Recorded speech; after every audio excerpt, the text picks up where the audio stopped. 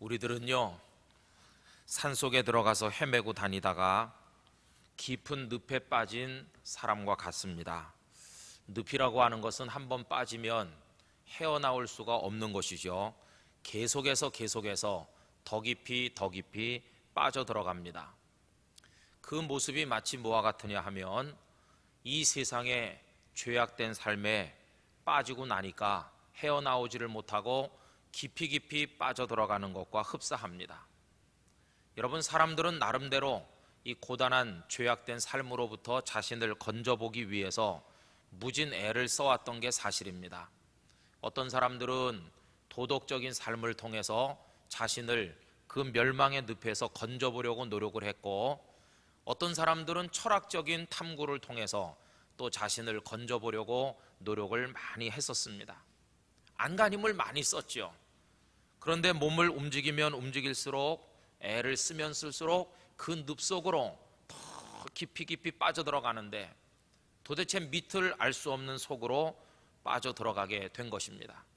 도저히 죽을 수밖에 없는, 이제 그 늪 속에 여기까지 빠져서 숨도 쉴 수 없는 막다른 골목에 도달하게 되었을 때, 그때 누가 그 늪 속으로 뛰어들어오셨습니다. 그리고는 우리를 막 떠밀어서 바깥으로 내밀어 주셨습니다. 그래서 우리 힘으로는 도저히 빠져나올 수 없는데 그분의 극적인 도움으로 말미암아 구원을 받아 그 바깥으로 빠져나올 수가 있게 되었습니다. 보니까 그분은 우리를 떠밀어서 바깥으로 나가게 도와주시고 자신은 그 속에 빠져들어가는데, 당신 자신은 죽으면서 우리를 바깥으로 밀어내신 분이 계시다는 것입니다. 당신은 도대체 누구시기에 나를 이렇게 건져 주십니까? 그리고 내 대신 죽으시는 것입니까? 이렇게 여쭈어 보니 그분 말씀하시기를 나는 예수다, 그렇게 말씀하시더라는 겁니다.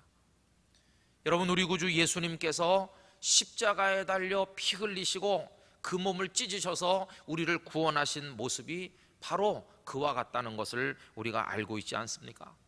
그래서 저나 여러분들이나 예수님의 공로로 구원을 받게 되었습니다. 우리의 구원자는 오직 예수 그리스도 한 분밖에는 없습니다. 당신이 죽으시면 어떡합니까? 나는 끄집어내서 살려주시고 당신은 거기서 죽으시면 어떡합니까? 이렇게 해도 어떻게 해볼 도리가 없어요. 주님은 우리 대신 십자가에서 죽으시고 우리는 구원을 받게 되었습니다. 그런데 그분이 우리에게 남겨준 말이 있습니다. 너는 이 길로 찾아가라. 누구를요? 하나님을 찾아가라. 하나님, 그분은 나의 아버지시다. 그분을 찾아가서 내가 보내서 왔다고 그래라. 그러면 그분이 너를 따뜻하게 영접해 줄 것이다. 반드시 내 아버지 하나님께로 찾아가거라. 그렇게 말씀을 해주셨다는 것입니다. 그래서 늪에서 구원받은 사람이 떨어지지 않는 발걸음을 돌려서 그분의 부탁대로 아버지를 찾아가라는 말씀을 듣고 찾아가는 것처럼 우리는 주님의 말씀을 듣고 하나님 아버지를 찾아가게 된 줄로 믿습니다. 하나님께로 나가게 됐어요. 그럼 그분이 나를 한 번도 본 적도 없는데 어떡하나, 그런 염려가, 인간적인 염려가 있겠죠. 당신의 아들은 죽고 내가 대신 살아났는데 나를 과연 영접해 줄 것인가? 예수라고 하는 이가 나보고 찾아가라고 그랬습니다. 이렇게 말하면 그 하나님이란 분이, 예수님의 아버지이신 그분이 나를 영접해 줄 것인가 하는 불안한 마음이 우리들에게 있다는 것입니다. 그런데 여러분, 결과는 어떻습니까? 예수님의 이름 하나 들고 하나님 앞에 나가면 하나님께서는 아무것도 묻지 않으시고 그 예수님의 이름으로 나오는 모든 사람을 따뜻하고 뜨겁게 사랑으로 영접해 주시더라는 것입니다. 네가 내 아들의 이름으로 오는구나, 내 아들 예수의 이름으로 네가 나를 찾아왔으니 이리 오너라. 그러면서 하나님께서 저와 여러분을 뜨겁게 가슴에 안아주시는 줄로 믿습니다. 그래서 여러분, 예수님의 이름에 대해서 의심해서는 안 됩니다. 이 세상에 가장 완벽한 변호사가 있다면 그분이 바로 예수님이신 줄로 믿습니다. 어떤 책에 보니까 이런 얘기가 있었습니다. 한 변호사가 병석에 누워 죽어가고 있는데 이 변호사가 너무너무 불안해합니다. 내가 죄악도 많이 저지르고 이 땅에서 사기도 많이 치고 변호사란 이름으로 살면서 부정하게 살았는데 내가 이대로 죽으면 하나님 앞에 설 수 있겠나, 그러면서 공포 가운데서 죽음을 맞이하고 있습니다. 어떤 목사님이 찾아갔습니다. 그리고 그에게 이야기합니다. 변호사라면서요? 예, 그렇습니다. 그럼 당신은 살아있는 동안에 변호를 많이 맡았겠군요. 셀 수도 없이 수많은 사건의 변호를 맡았습니다. 그러면 당신이 변호를 해준 그 사람들 어떤 사람들입니까? 그 사람들이야 형편없는 죄인들이 많죠. 나쁜 짓 하고는 빠져나가려고 저에게 변호를 부탁했었습니다. 그렇습니까? 그러면 선생께서는 변호사로 그 많은 죄인들을 변호해 주었는데 그래서 언제나 승소했습니까? 아닙니다. 저는 한 절반쯤은 승소해서 그 사람의 죄를 벗겨줬지만 한 절반 정도는 유죄 판결받고 그들의 죄를 내가 벗겨주는데 실패했습니다. 당신은 그렇게 썩 성공률이 높은 변호사가 못 되는군요. 그렇습니다. 이때 목사님이 그의 손을 붙들고 말했다고 합니다. 걱정 마세요. 내가 이제 당신에게 단 한 번도 패소하지 않은 100% 승소 판결을 받아내는 이 세상의 가장 위대한 변호사를 소개해 주도록 하겠습니다. 당신의 많은 죄를 다 벗겨줄 변호사 한 분을 소개해 주겠습니다.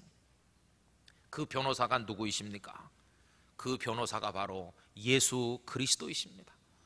당신의 살아오면서 지은 그 모든 죄를 예수 그리스도께 통째로 다 맡기시기 바랍니다. 당신이 변명하려고 하지 말고 그 예수 그리스도께 당신의 모든 죄의 변호를 다 맡기면 그 예수님께서 재판장이신 하나님 앞에 당신을 위해서 변호해 줄 것이고, 예수님 그분이 당신을 위해 변호하면 그 하나님께서 당신의 모든 죄를 다 용서하시고 당신에게 무죄 판결을 내려주실 것이고, 당신을 저 무서운 지옥불이 아니라 영원한 생명의 나라 천국으로 인도해 주실 것입니다.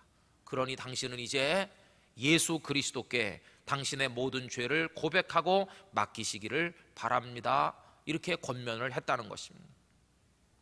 그랬더니 그 변호사로 평생을 살았던 그분이 자신의 모든 무거운 죄, 해결하기 힘든 죄, 남에게 감추어져 있지만 자신은 알고 있는 더러운 죄들을 다 예수 그리스도께 맡기고 편안한 마음으로 하나님의 부르심을 받았다 하는 이야기를 읽어보았습니다.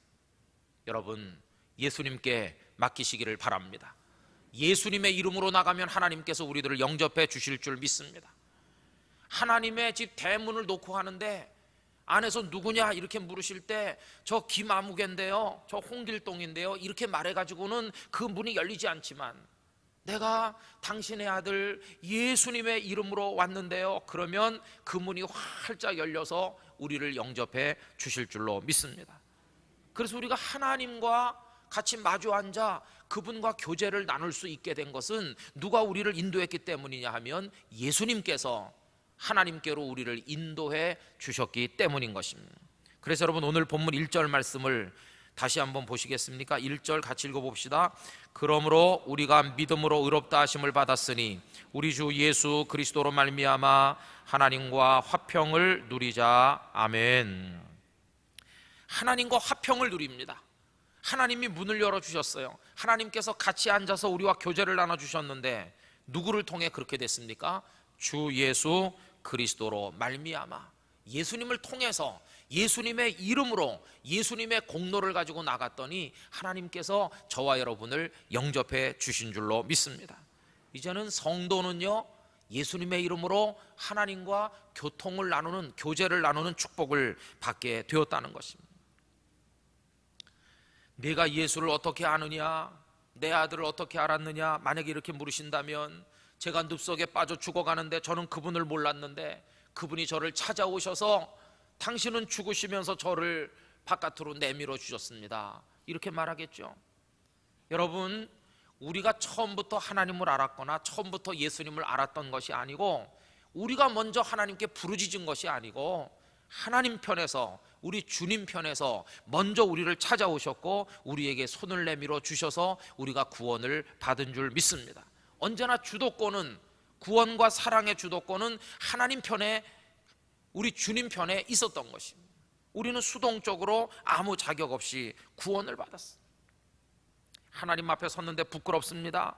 나같이 더러운 죄인이 나 때문에 하나님의 아들이신 예수님이 돌아가시다니 부끄러워서 얼굴을 들 수 없구나. 그러면서 하나님 앞에 서서 너무너무 부끄럽고 겸연쩍어서 어쩔 줄 모르면서 있는데, 뜻밖에도 하나님 그분께서 너무나 따뜻한 말씀, 상상도 못했던 말씀, 엄청난 말씀을 들려주신다는 것입니다.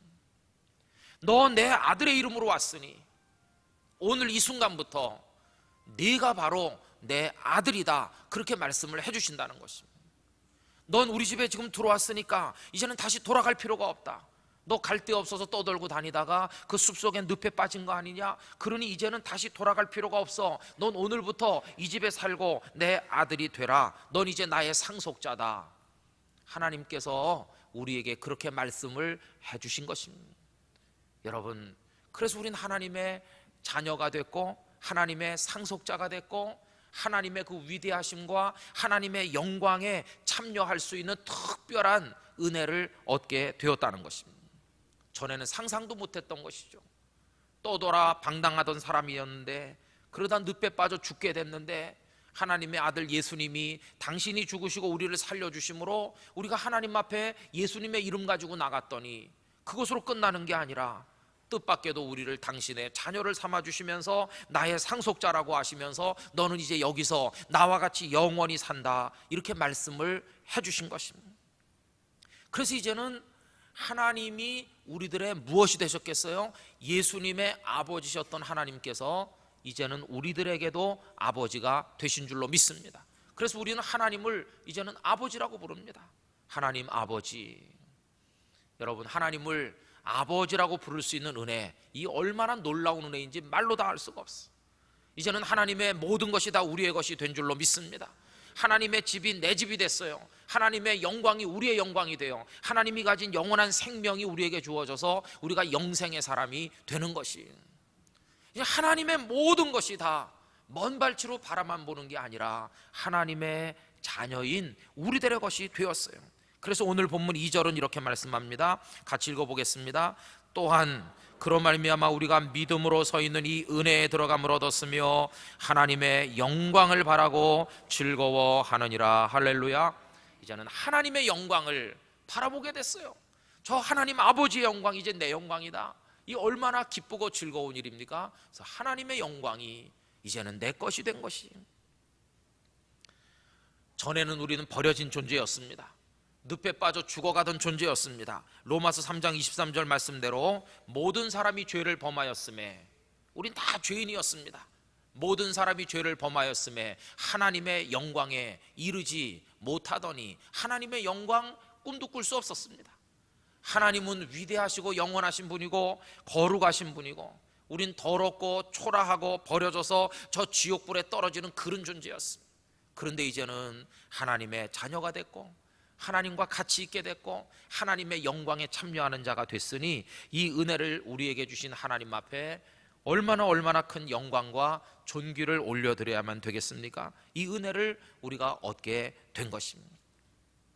저는 오늘 저녁에 오신 여러분들의 마음속에 하나님의 자녀된 기쁨이 넘치시기를 바랍니다. 어디 가서도 하나님의 아들과 딸이라고 하는 확신이 흐려지지 않게 되시기를 바랍니다. 이제는 당당하게 하나님의 자녀의 영광을 누리시기를 기원하는 것입니다. 그런데 하나님께서 우리에게 그 다음에 한 말씀 하시는 겁니다. 야, 그런데 말이야, 너 우리 집에서 내 자녀로 살려면 처음엔 좀 힘들 거야. 어떻게 힘듭니까? 네가 우리 집에 대해서 아는 거 있냐? 없는데요. 너 이 큰 집의 지리를 아느냐? 아무것도 모르는데요. 내가 무슨 일을 하는지 너 아느냐? 모르는데요. 너 내 자녀답게 되려면은 배울 게 너무너무 많어. 그런데 네가 내 자녀답게 되려면은 엄청난 걸 배우고 익혀야 되는데 훈련 과정이 만만치 않을 거야. 너무 힘들어서 어떤 때 너는 울기도 할 거야. 어떤 때는 막 후회될 때도 있을지도 몰라. 그렇지만 내 영광에 참여하려면 너 반드시 견뎌야 돼. 때로는 너에게 어려운 일이 와도 포기하면 안 돼. 나의 영광을 너에게 주려고 하니까 넌 끝까지 견디면서 훈련을 통과하기 바래. 이렇게 우리에게 말씀을 하신다는 것입니다. 여러분, 그래서 오늘 본문 3절과 4절을 보세요. 다 같이 한번 읽어봅시다. 다만 이뿐 아니라 우리가 환난 중에도 즐거워하나니 이는 환난은 인내를, 인내는 연단을, 연단은 소망을 이루는 줄 알미로다. 아멘. 여러분, 거기 갑자기 무슨 단어가 튀어나왔죠? 환난이라는 단어가 튀어나왔어요. 그 앞에 3절과 이 4절이 잘 연결이 안 돼요. 3절 끝에는 2절 끝에 아까 읽은 데 보면 하나님의 영광을 바란다고 그랬어요. 즐거워한다고 그랬어요. 이제는 이 위대하신 분의 자녀가 됐으니까 이제는 내가 영광을 누리고 이분과 함께 즐겁게 살겠구나, 이렇게 좋아했었어요. 그런데 그 다음 절에 보니까 그런데 너는 환난을 당할 거다. 여러분, 예수 믿으면요 언제나 즐겁고 언제나 만사가 형통하고 그럴 것 같죠? 그렇지 않습니다. 성도에게도 무서운 환난이 찾아올 때가 있다는 것입니다. 연단이 우리에게 주어질 때가 있다는 것입니다. 힘들 때가 있습니다. 왜 그런가? 우리를 훈련시켜서 하나님의 자녀다운 자녀로 성숙시키기 위해서 그렇게 하시는 것입니다. 여러분, 이만큼 말씀드리고 예수님께서 누가복음 15장에서 말씀하신 집에 돌아온 탕자 이야기를 한번 연결시켜 상상을 해보십시오. 성경에는 없지만 이 탕자가 아버지 환영을 받았잖아요. 재산을 다 창기들과 함께 먹어버린 자식이라고 할 수도 없는 이 아들이 돌아왔을 때 아버지가 열렬하게 환영해 주셨잖아요. 그럼 그 다음부터 이 아들이 무슨 생각을 하겠습니까? 내가 아버지 사랑 이렇게 많이 받았는데 이제는 아버지를 기쁘시게 해드려야지. 뭐 아는 게 있어야죠. 들판에 나가 일을 해봤나, 농사를 배웠나, 아무것도 할 줄 아는 게 있어야죠. 이제는 품꾼들과 함께 나가서 밭일을 배우고 농사일을 배우고 양을 어떻게 먹이는지 기초부터 배우면서 아버지의 일을 거들기 위해서 훈련을 받는데, 여러분, 꼬부리고 농사 짓는 거 그거 쉽습니까? 쉽지 않습니다. 품꾼들이 하는 일을 밑바닥에서부터 하면서 배워 올라가는데 너무너무 힘든 일이죠. 그러나 꼭 참고 그 일을 하죠. 왜? 아버지를 기쁘게 하려면 이 집안의 모든 일을 잘 알아야 되는 것이고, 잘 알려면 힘들어도 품꾼들을 따라다니면서 모든 일을 배워야 이제 아버지를 대신해서 품꾼도 다스릴 수 있고 집안의 살림살이를 도와드릴 수 있을 거 아니겠어요? 그래서 이 아들은 참고 훈련을 받았으리라. 저 혼자 그런 상상을 종종 해보곤 합니다.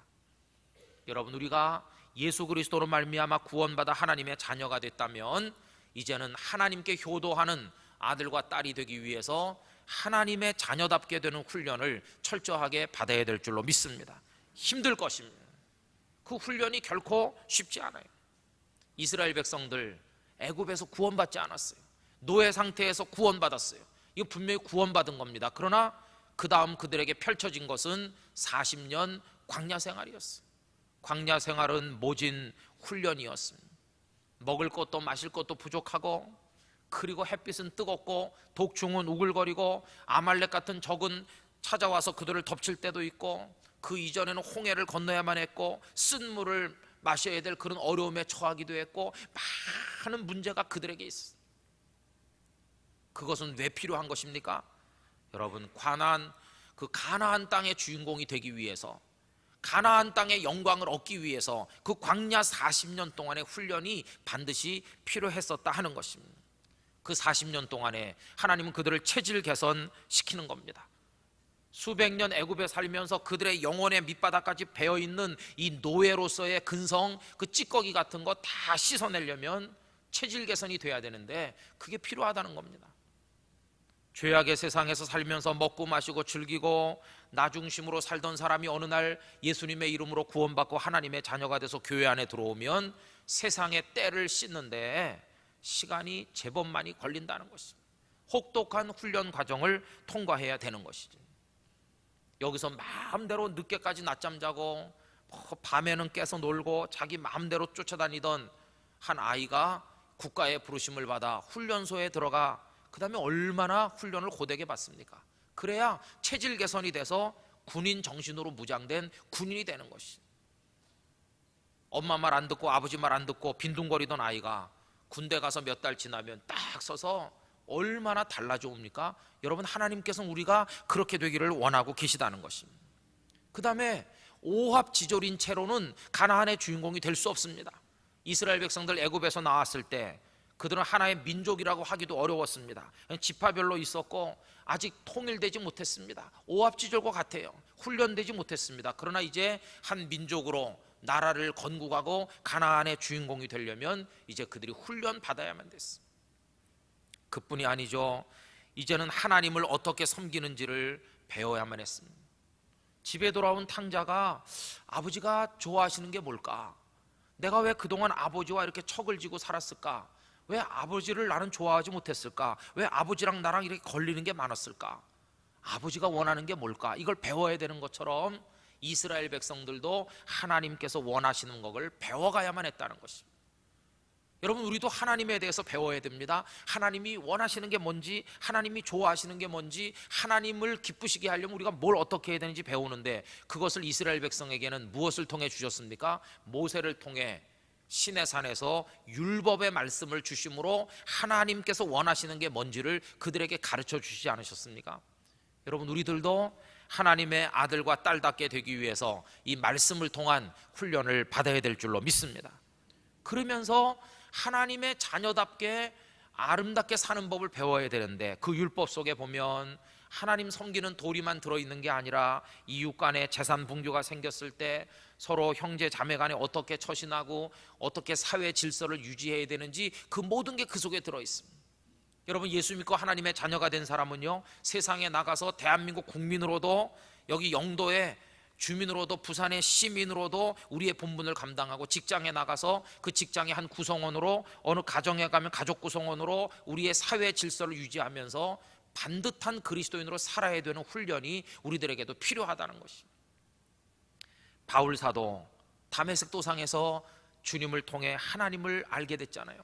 복음의 사람이 됐잖아요. 그러면 그를 기다리고 있는 게 뭡니까? 그냥 만사 형통한 편안한 삶이었습니까? 아니었습니다. 얼마나 많은 환난 속에 바울 사도가 빠져들어갔는지, 여기 이 말씀은 바울 자신의 고백이라고 말할 수 있습니다. 환난 내가 너무너무 많이 만났다. 고린도서 11장 뒤에 보면 40에 하나 감한매를 5번이나 맞고, 기품에 떨어지고 굶을 때도 있고 죽을 뻔한 위기를 많이 만나고 돌에 맞고, 이게 바로 바울 사도에게 다가온 환난이었었다고 하는 것입니다. 여러분, 하나님께서 우리를 성장시키기 위해서 훈련하실 때 그 훈련을 잘 감당하고 그 과정을 통해 아주 강인한 하나님의 아들다운 아들, 딸다운 딸들이 되시기를 예수님의 이름으로 축복합니다. 훈련을 받아 강인한 성도가 되는 것입니다. 이제는 어떤 유혹에도 넘어가면 안 됩니다. 이제 참아야 됩니다. 그릇을 깨끗하게 수세미로 문질러 닦잖아요. 왜 닦습니까? 깨끗하게 닦고 난 다음에 그 안에다가 귀중한 걸 담기 위해서 닦는 거죠. 아무것도 담지 않을 거면 그냥 더러운 채로 내버려 두는데, 그 그릇을 소중하게 쓰기 위해서 수세미로 쫙 문지르잖아요. 여러분, 수세미로 문지르면, 마찰을 하면 이 그릇이 말을 안 해서 그렇지 얼마나 아프겠어요? 마찬가지입니다. 하나님 우리를 연단하실 때 너무너무 아플 때가 있어요. 그러나 참아라, 내가 너를 정결하게 만들고 훈련을 시키고 성숙하게 된 다음에 내가 네 안에 보배를 담아주기 위하여 이렇게 하는 것이니 참으라, 이렇게 말씀을 하신다는 것입니다. 그래서 조그맣게 읽었던 3절 4절 말씀 중에, 여러분, 환난은 마지막에 무엇을 이룬다고 말씀하고 있습니까? 소망을 이룬다고 말씀하고 있는 것입니다. 여러분, 환난이 환난으로 끝나지 않고 멋진 소망을 우리에게 이루게 해주실 줄로 믿습니다. 그래서 참아야 되는 것입니다. 이때 사탄이 늘 다가와서 우리를 유혹합니다. 야, 너 정말 그분의 아들 된 거 맞냐? 아, 맞지 그럼. 아닌 것 같은데. 저분이 정말 너를 그 아들로 생각한다면 이렇게 고생시킬 수가 있냐? 겉으로는 넌 내 아들이다 이러지만 너를 미워하는 게 틀림없어. 널 별로 안 좋아하는 게 틀림없어. 그러니까 너를 이렇게 고생시키는 거 아니냐? 여러분, 이렇게 사탄이 우리 마음속에 속삭입니다. 하나님이 너를 사랑하는데 왜 이렇게 망하게 만들었냐? 네 자식은 왜 되는 게 없냐? 넌 왜 그렇게 맨날 골골하냐? 하나님이 널 사랑하는데 너 왜 이래? 이렇게 우리의 옆구리를 찌르면 흔들리는 사람이 너무나도 많이 있다는 것이. 여러분, 그때 뭐라고 말해야 되겠습니까? 사탄아, 물러가라. 하나님은 나를 자녀로 삼으셨고 나를 사랑하시고 내게 주신 소망은 반드시 이루어지는 소망이다. 이렇게 말하면서 사탄을 이겨낼 수 있어야 될 줄로 믿습니다. 그래서 여러분 5절 말씀 다 같이 한번 읽어봅니다. 소망이 우리를 부끄럽게 하지 아니함은 우리에게 주신 성령으로 말미암아 하나님의 사랑이 우리 마음에 부은 바 됨이니. 할렐루야. 소망, 환난이 그 소망을 이루게 하는데 그 소망은 우리를 부끄럽게 만드는 소망이 아니라는 것이, 속된 말로 그게 꽝이라면 그때 우리가 얼굴이 뜨거워지겠죠. 꽝이었어, 아무것도 아니었어, 그 소망은 가짜였어, 내가 신기루를 붙들고 살아온 거야, 얼마나 그때 얼굴이 화끈거리고 부끄럽겠어요. 그런데 여러분, 하나님께서 우리 성도들에게 주신 소망은 알이 꽉 차 있는 생명의 소망인 줄로 믿습니다. 결코 거짓된 소망이 아니라고 하는 것이. 거기 5절 후반부에 보면 성령으로 말미암아 하나님의 사랑이 우리 마음에 부은 바 된다. 여러분, 성령의 감동을 통해 지금도 우리들 마음속에 하나님의 사랑이 부어지고 있는 줄로 믿습니다. 그래서 하나님 감사합니다. 하나님의 이 사랑이 오늘도 내 가슴에 사무칩니다. 난 너무너무 감사해요. 나는 이 집에 있을 자격이 없는 늪 속에 빠져 죽었어야 될 존재인데 죄악의 늪에서 건짐받고 내가 이렇게 영광스러운 곳에서 자녀가 되어서 이 집의 아들다운 아들 되려고 지금 고된 훈련을 받고 있지만 난 너무나 행복해요. 당신의 사랑이 순간순간 내게 얼마나 강하게 느껴지는지, 아버지, 저 당신의 사랑이면 그걸로 좋게요. 훈련이 좀 억세도 저 잘 이길 수 있어요. 제 친구들이 자꾸 전화해요. 속지 말고 나오라고 그래요. 그래, 저 다 끊었어요. 사탄아 물러가라, 이렇게 했어요. 이제 저는 아버지의 충실한 아들이 되겠습니다, 이렇게 말하면서 하나님의 품에 머물러 있어야만 된다는 것이. 훈련이 힘들면 생각해야 됩니다. 무엇을? 그 늪 속에 빠졌을 때, 구원받았을 때 그 은혜를 생각해 봐야 돼요. 그때 우리 형편을 생각해야 됩니다. 하나님께서 우리를 건져주실 때 내가 얼마나 희망 없고 더러운 존재였었는가를 생각해 본다면 오늘 구원해 주신 하나님의 은혜가 우리 가슴에 사무쳐서 그 은혜를 생각한다면 하나님이 어떤 훈련을 우리에게 부과한다고 할지라도 우리 하나님 앞에서 도망하는 일은 없게 될 줄로 믿습니다. 그럼 여러분, 우리가 어떤 상태에서 하나님의 사랑을 받고 구원을 얻었을까요? 여러분, 오늘 바울 사도를 통해 세 가지 이야기를 하고 계시죠. 여러분 6절 말씀 다 같이 읽어보실까요? 우리가 아직 연약할 때의 기약대로 그리스도께서 경건하지 않은 자를 위하여 죽으셨도다. 아멘. 우리가 어떨 때 구원을 받았다고 그랬습니까? 연약할 때. 우리가 강건해서 구원받은 게 아니라는 것이에요. 연약할 때, 희망 없을 때, 그때 우리 모습이 어떠했습니까? 경건하지 않았다고 그랬어요. 그리스도 우리 주님께서 우리를 위해 십자가 달려 죽으실 때 우리는 더럽고 추악하고 형편없었어요. 그런 우리를 위해서 주님이 죽어주셨는데 어떤 훈련을 받게 하신들 내가 어찌 그것을 피해 도망할 수가 있겠나. 그 은혜 생각하면 참고 그 훈련을 감당해야 될 줄로 믿습니다. 그 다음에 두 번째로 7절 다 같이 읽어봅시다. 8절까지. 의인을 위하여 죽는 자가 쉽지 않고 선인을 위하여 용감히 죽는 자가 혹 있거니와 우리가 아직 죄인 되었을 때에 그리스도께서 우리를 위하여 죽으심으로 하나님께서 우리에 대한 자기의 사랑을 확증하셨느니라. 할렐루야. 죄인 되었을 때, 우리가 깨끗하지 못하고 죄인일 때 우리를 구원해 주셨다는 것입니다. 연약할 때, 아직 죄인일 때 우리를 구원해 주셨어요. 여러분, 세상의 다른 종교들은요, 우리에게 조건을 제시합니다. 너 구원받고 싶으냐? 그러면 거룩하게 된 다음에 와라, 이렇게 말합니다. 그게 세상의 원리입니다. 취직하고 싶어요. 그럼 회사에서 뭐라고 말합니까? 너 토플 점수 잘 받은 다음에 와라. 너 영어 회화 잘 할 수 있으면 한번 와봐. 너 학점이 몇 이상 되면 그때 한번 와봐, 이렇게 말해요. 그게 이 세상의 원리예요. 아이가 대학에 들어가려고 그래요. 그럼 대학마다 자격을 내걸어요. 자격을 이렇게 내걸면서 우리 대학에 너 들어온다고 오려면 내신 1등급 돼야 되는데, 여기 써 있어요. 내신 1등급. 수능 점수 몇 등급 이상 돼야 되는데 여기 써 있어요. 자격 갖추면 오고 그렇지 않으면 저리 꺼져라, 그런 식으로 말해요. 이게 이 세상의 원리예요. 그래서 여러분, 세상에서는 자격을 갖추지 못한 사람 다 죽어야 돼요. 그런데 하나님은 그렇게 하시는 분이 아니세요. 자격 못 갖춰도 괜찮아. 너 연약해도 괜찮아. 너 죄인이어도 괜찮아. 먼저 내가 너를 받아들여 주마. 그 다음에 자격을 갖춰라. 이렇게 우리에게 은혜를 베푸시는 분이세요. 그 다음에 3번 한번 10절로 한번 내려가서 세 번째 얘기를 한번 읽어봅시다. 우리가 구원받을 때 어떤 상태였는지 10절요.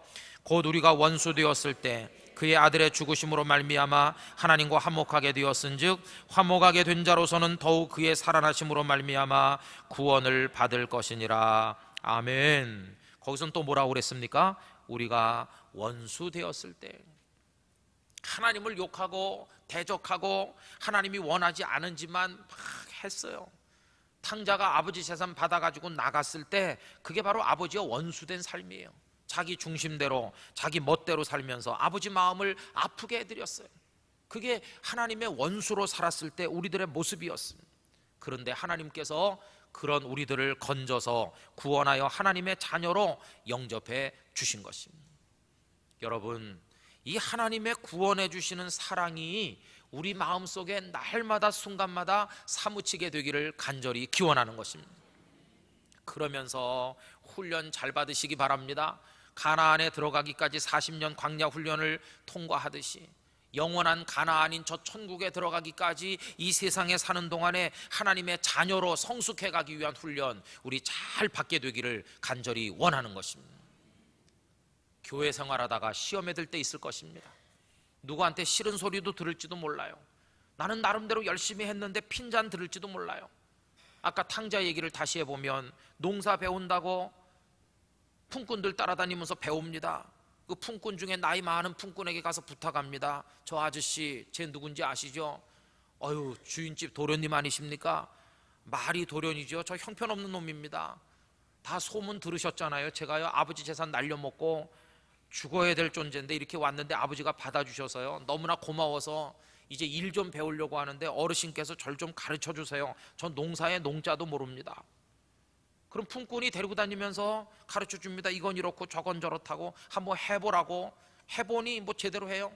그럼 다른 품꾼들이 옆에서 팔짱 끼고 아이고 저것도 아들이라고 저게 이러면서 우리에게 입을 삐쭉삐쭉 해요. 잘 못하니까. 나는 그래도 하느라고 하는데 사람들이 나에게 좋은 소리 안 해줘요.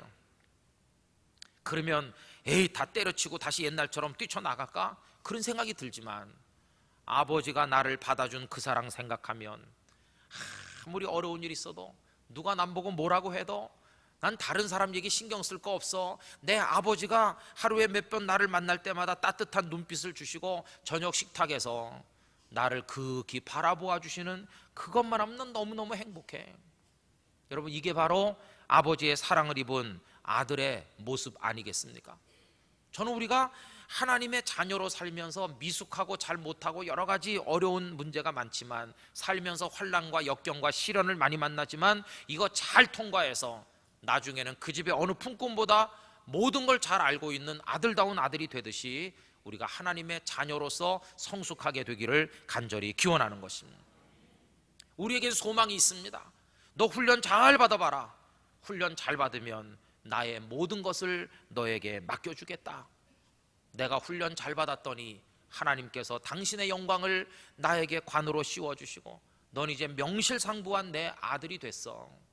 지금까지는 이름만 아들이었지 아들답지는 못했는데 이제 너는 이름도 아들일 뿐만 아니라 이제는 실제에 있어서도 아들다운 아들이 됐으니 내가 너에게 모든 것을 맡기겠다. 이렇게 하여 주실 때에 우리가 영광을 누리게 되는 줄로 믿습니다. 그 소망이 이루어질 그날을 바라보면서 우리 열심히 달려가는 것입니다. 그럼 이 아들의 기쁨이 뭐겠습니까? 전에는 씨를 심을 줄도 몰랐어요. 그런데 그 수모를 견디면서 환난을 견디면서 열심히 훈련을 받았더니 이제는 내가 심었던 씨가 싹이 나고 그것이 점점 자라요. 물을 주니까 그것이 점점 더 자랐어요. 거름을 주고 그러다가 가을에 열매를 맺게 되면 드디어 나도 이렇게 할 수 있어. 자신이 하나님의 자녀답게 성장돼 가는 모습을 확인하는 것보다 더 기쁜 일은 없는 줄로 믿습니다. 예를 들어서 내가 성령의 은사를 사모해요. 어떤 사람이 깊이 기도해요. 그 기도하는 모습이 천사 같아요. 그런데 나는 기도의 기자도 몰라요. 아무것도 모르고 너무나 미숙해요.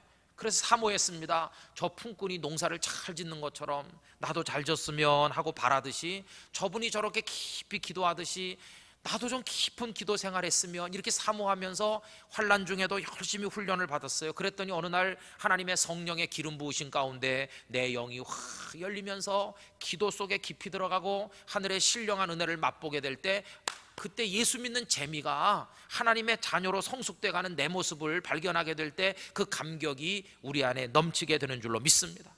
나도 누구처럼 전도 좀 해볼 수 없을까 하다가 시행착오도 많이 하고 실패도 많이 했지만, 드디어 어떤 한 생명을 내 이름으로 하나님 앞으로 인도하게 되는 그날, 나도 이제는 할 수 있게 됐구나, 자기 자신이 훈련돼 가는 모습을 볼 때 여러분 얼마나 행복한지, 그때 하나님께서 미소를 지으시면서 우리를 바라보고 계시는 줄로 믿습니다. 너 아주 제법 훌륭하게 돼가고 있구나, 그래 조금만 더 참고 훈련을 받아라.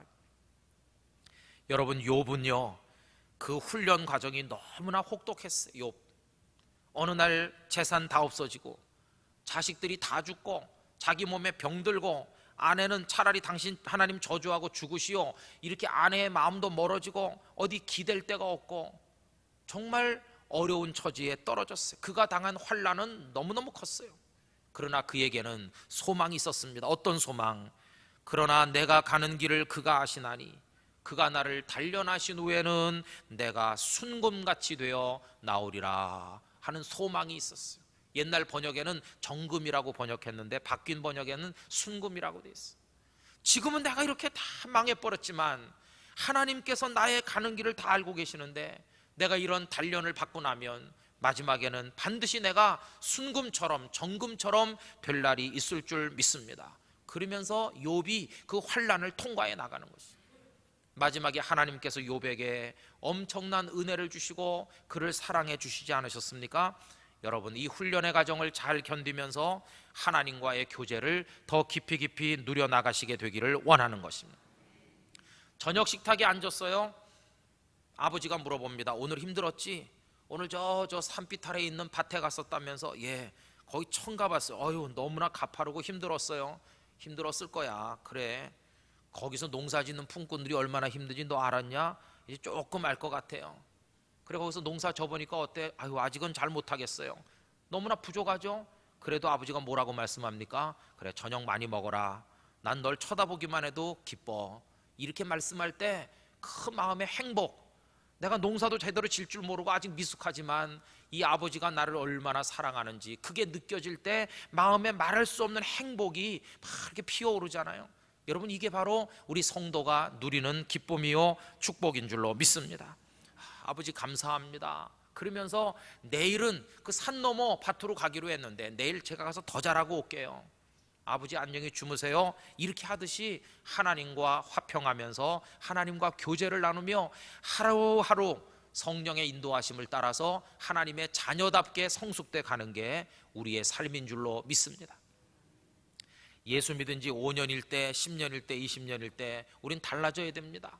그래서 이 삶의 많은 과정들을 통과하면서 이제는 우리 안에 하나님의 자녀다운 모습이 영그러 나가야만 될 것입니다.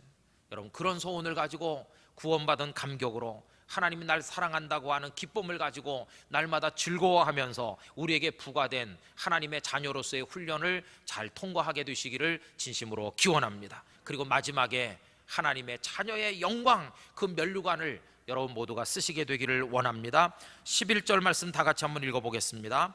그뿐 아니라 이제 우리로 화목하게 하신 우리 주 예수 그리스도로 말미암아 하나님 안에서 또한 즐거워하느니라. 할렐루야.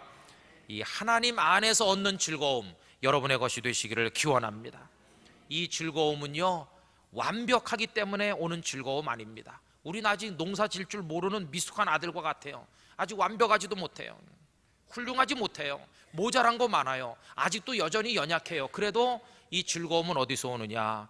이제는 하나님의 자녀 됐다고 하는 그 사실로부터 오는 즐거움이라 하는 것을 기억하시기를 바라는 것입니다.